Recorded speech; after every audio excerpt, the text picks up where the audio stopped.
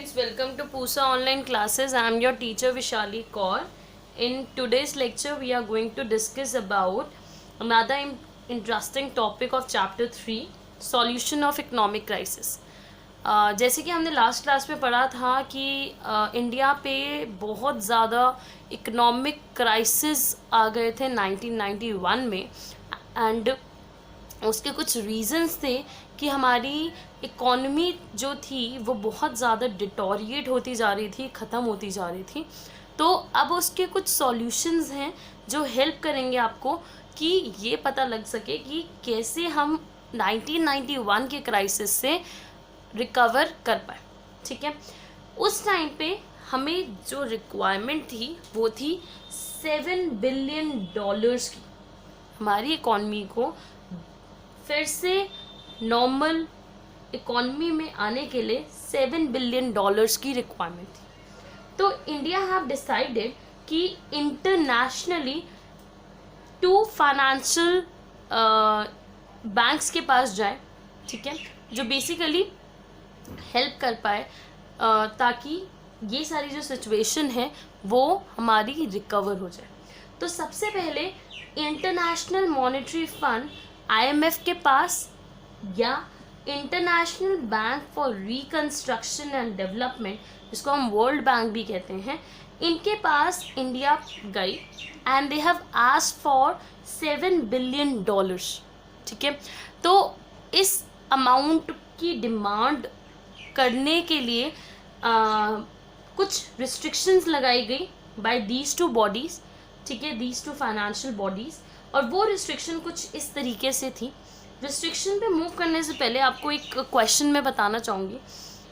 1 marker के आपके exam में क्वेश्चंस आते हैं, जैसे कि आप लोगों को पता है, और 1 मार्कर के क्वेश्चंस के लिए सबसे इम्पोर्टेंट क्वेश्चन जो यहाँ पे 2 मेरे को दिख रहे हैं वो है कितना अमाउंट ऑफ लोन जो था आपको रिक्वायर्ड होता है, that is $7 billion. And second question आपसे पूछा जाता है what are the full form of IMF IBRD और what is the another name of world bank. ठीक है, तो आपको पता होना चाहिए international monetary fund is IMF and international bank for reconstruction and development is IBRD। ठीक है, एंड वर्ल्ड बैंक का दूसरा नाम IBRD ही है, that is international bank for reconstruction and development. ठीक है, चलो अब रिस्ट्रिक्शंस देखते हैं, क्या रिस्ट्रिक्शंस लगाई थी और उससे क्या फ़ायदा मिला। रिस्ट्रिक्शन नंबर 1 थी liberalise and open up the economy. तो IMF एंड वर्ल्ड बैंक ने कहा कि आप जो हैं आप अपनी इकॉनमी को ओपन अप कर देते। ठीक है, जैसे कि चैप्टर 2 तक हमारी इकॉनमी क्लोज थी एंड गवर्नमेंट के अंडर थी, तो अब IMF एंड वर्ल्ड बैंक ने कहा कि जस्ट डू वन थिंग, अपनी इकॉनमी को ओपन अप कर दो ताकि बाहर के जितने भी आपके कॉम्पिटिटर्स हैं वो ईजिली एंटर कर पाए। उससे क्या फ़ायदा मिलता? उससे ये फ़ायदा मिलता कि जितना अमाउंट इंडिया ने लिया है या जितनी इकॉनमी में प्रॉब्लम क्रिएट हुई है वो प्रॉब्लम बहुत ही ईजिली रिकवर करी जा सकती थी by opening up the economy, क्योंकि जब इकॉनमी ओपन अप हो जाएगी तो बाहर के इन्वेस्टर्स ईजिली इन्वेस्ट कर लेंगे। Second, removing restrictions of private sector.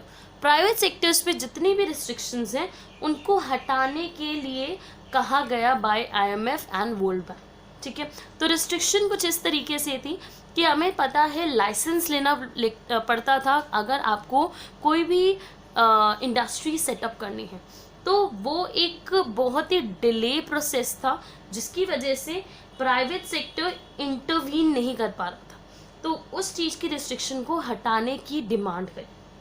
Third, reducing role of government. Government के रोल को रिड्यूस कर दो। तो गवर्नमेंट के रोल को रिड्यूस करने का रीज़न क्या था कि अगर गवर्नमेंट की इंटरवेंशन कम होगी तभी प्राइवेट सेक्टर एंटर कर पाएगा, लेकिन अगर गवर्नमेंट का रोल रहेगा तो गवर्नमेंट कभी भी नहीं चाहेगी कि एक प्रॉफिट मोटिव इकोनॉमी सेटअप हो। ठीक है, कैपिटलिस्ट इकोनॉमी सेटअप हो, तो इसलिए गवर्नमेंट के रोल को रिड्यूस बोला है, रिमूव नहीं बोला। ठीक है, टर्म इज रिड्यूस, तो कहा है कि रिड्यूस कर दो, कुछ परसेंटेज जो है प्राइवेट सेक्टर को भी प्रोवाइड कर दो। Last, removing trade restriction. Next बोला है ट्रेड रिस्ट्रिक्शन को हटा दिया जाए। ट्रेड रेस्ट्रिक्शन किस तरीके से था, आप हैवी टैक्सेस लगा रहे थे जब कोई फॉरेनर्स फॉरेन इंडस्ट्री अगर इंडिया को कुछ सेल आउट करना चाहती है या इंडिया किसी फॉरेन इंडस्ट्री को सेल आउट करती है, या आप कोटा लगाते हैं, ठीक है। दो टर्म्स मैंने यहाँ पे इंट्रोड्यूस करी, एक है टैक्सेस जिसको हम टैरिफ के टर्म में भी जानते हैं, और एक होता है कोटा, ठीक है। टैक्सेस इज आप टैक्सेस या टैरिफ को टैक्सेस ही कहते हैं, पर जब गुड्स एंड सर्विसेज गुड्स पे लगाया जाता है वो टैक्स, तो उसको हम टैरिफ कहते हैं, ठीक है। कोटा इज जब आप एक क्वांटिटी फिक्स कर दें कि इतनी क्वांटिटी ही सेल आउट होगी इकोनॉमी में, दैट इज कोटा, ठीक है। आई होप आपको ये लेक्चर समझ आया होगा। Any issues regarding this lecture, any issue regarding this topic, please contact me on my WhatsApp number.